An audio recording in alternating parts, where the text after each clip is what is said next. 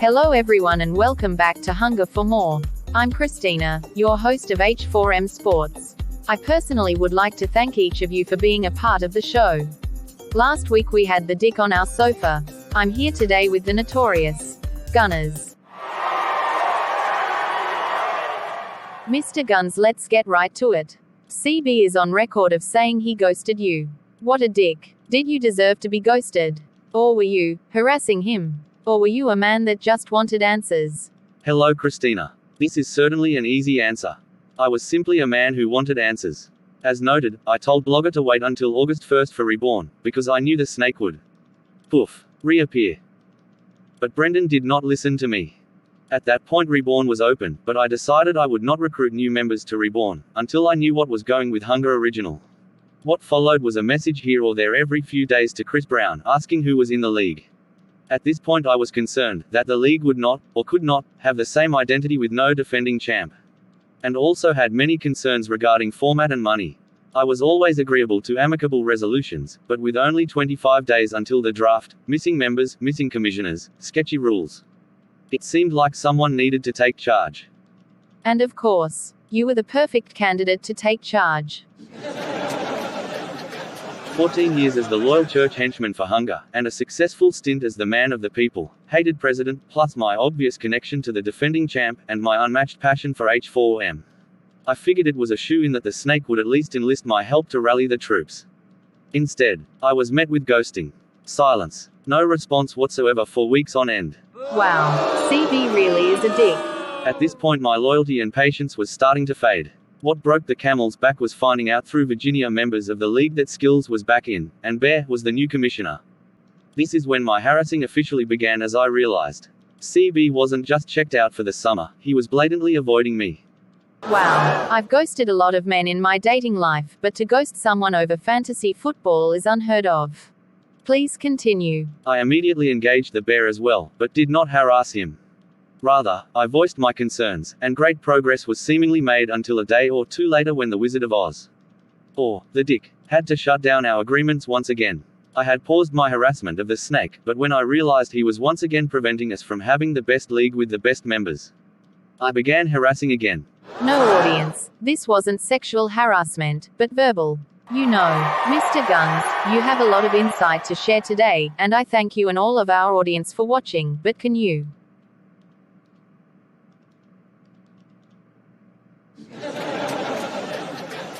Now, you mentioned you had agreements with the Bear. What were these agreements? We had agreed to take the league to 2 divisions instead of 4. We had agreed to make payout $1,300 over $300 for this year, and remove Mickey Mouse payouts.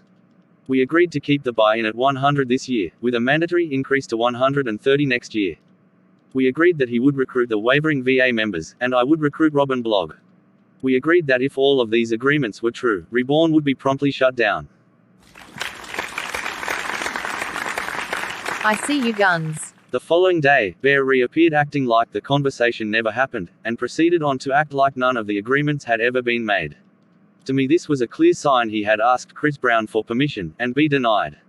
Wow, so the Bear is a pawn in all of this. I have transcripts of these agreements with Bear. After Bear never followed up on the deal we made. This was the point that I started to recruit the missing members for Reborn. To this point we had the same 11 Hunger did, and nobody wanted to do 2 leagues. Would have been easy to shut mine down. It wasn't till AJ, Colin Beebe, and some of the other baseball slack superstars were invited, and quickly accepted, that it was apparent Reborn had to happen. So Reborn had to happen. Huh, what do you think, crowd? Sorry, this is CB's world. We all are just living in it. He seems to disagree. The Bear has however been on record saying both leagues can coexist. The Dick does not support both leagues, and feels it will take away from Hunger. Is the end of Hunger near? If so, is the plan for Reborn to continue for years to come? Christina. The Gunnerz is unsure if he was misunderstood or if something had changed in the eyes of H4M's management. I had done nothing except band H4M together through the turmoiled summers year after year and support unity of the league. That was our intent once again this summer. To have one league, the best league, and we made numerous attempts to connect with the people running the show to ensure we wouldn't get to this point. It's very unfortunate. I do not feel both leagues can coexist with all of the same members playing in both.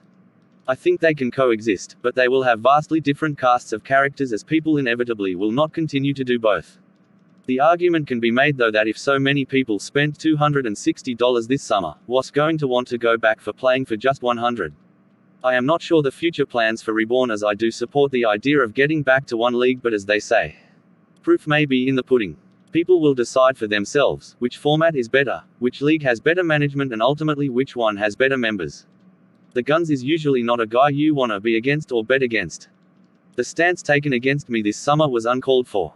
And a flat-out mistake. Clearly, Gunnerz is not the one you want to fuck with.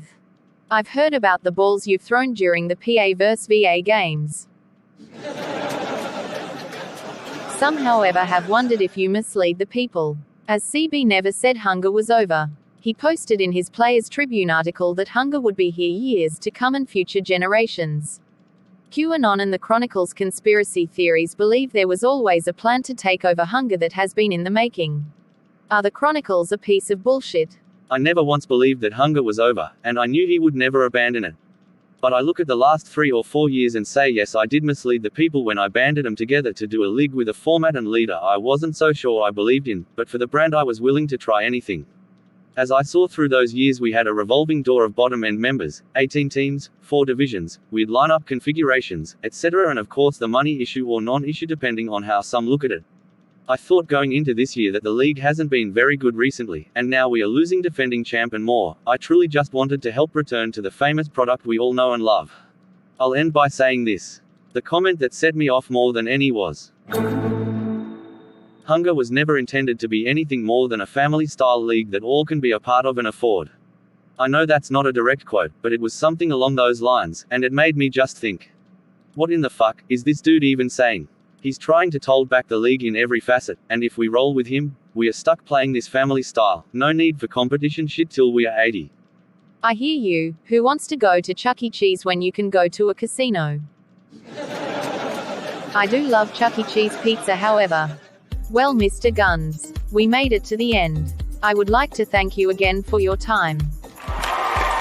H4M Sports, I would like to thank you for tuning in. I'll be seeing you around.